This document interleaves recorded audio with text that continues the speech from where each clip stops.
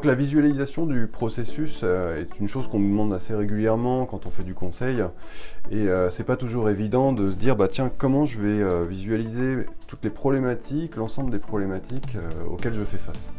Et le premier but en fait, c'est de qualifier le besoin. Donc pour qualifier le besoin, eh ben, on va demander un petit peu à la direction, ou en tout cas aux personnes qui viennent nous voir pour cette problématique, savoir s'ils ont besoin d'augmenter leur capacité, s'ils ont besoin d'améliorer leur qualité, s'ils ont besoin d'accélérer des flux, ou d'améliorer par exemple l'efficience de la supply chain, et ça va nous orienter un petit peu sur ce qu'on va développer avec eux. Donc ces besoins sont souvent imbriqués de toute façon, donc il faut avoir une vue d'ensemble. Et on a un outil qui s'y prête bien, qui s'appelle la VSM, la Value Stream Mapping, d'accord, qui est un outil qui est assez macro, mais qui est aussi assez technique, donc c'est pas un outil qu'on utilise très facilement au départ, surtout si on n'a pas l'habitude, mais il est très visuel et il nous permet de travailler en groupe et de réfléchir en groupe sur l'ensemble du processus.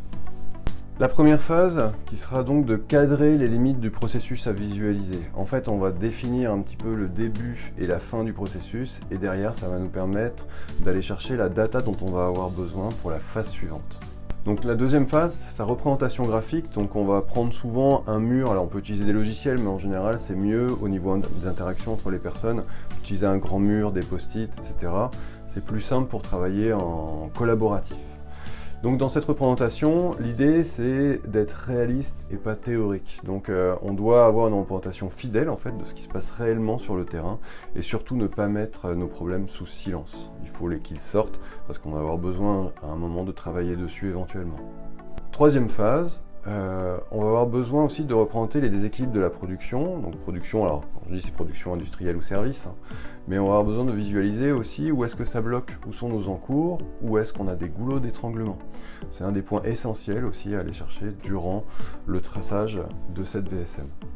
Donc la dernière phase, ça va être de tracer la timeline. Donc cette timeline, en fait, elle va représenter un petit peu notre cadence de fabrication, et on va ressortir quelques indicateurs qui seront autour du takt time. Donc on rappelle le takt time, c'est la cadence à laquelle on doit livrer notre client. Et donc on va ressortir un temps de traversée, de la valeur ajoutée, des valeurs non ajoutées évidemment, mais aussi une efficience. Ces KPI, en fait, ces premiers KPI, ce sera nos références de base qui vont nous servir à dire bah, ça je peux m'améliorer, je peux atteindre ces objectifs, etc. etc. Voilà, donc on a notre VSM qui est tracé, et on a nos problématiques qui sont affichées. Donc derrière, on va essayer de rassembler un petit peu les sujets, si ce sont des sujets qualité, des sujets de déséquilibre de production, des sujets de sécurité, de supply chain. Et une fois qu'on a les sujets, eh ben on va les coordonner avec l'utilisation des outils du Lean, qui sont éventuellement le diagramme de flux, si on veut aller voir ce qui se passe au niveau d'un service par exemple. Ou alors on va faire un 5S parce qu'on sait qu'on a une zone qui nous pose problème en termes de gestion de stock par exemple. Et puis on peut faire aussi une analyse de déroulement. L'analyse de déroulement, c'est un outil qui nous permet de voir un petit peu ce qui se passe sur un poste de travail éventuellement. Voilà, une fois qu'on a défini, on va dire, l'ordre dans lequel on veut traiter les problèmes, eh ben, on va tracer ce qu'on appelle une roadmap. Donc une roadmap générale avec des engagements calendaires par le chef de projet ou les chefs de projet selon les problématiques.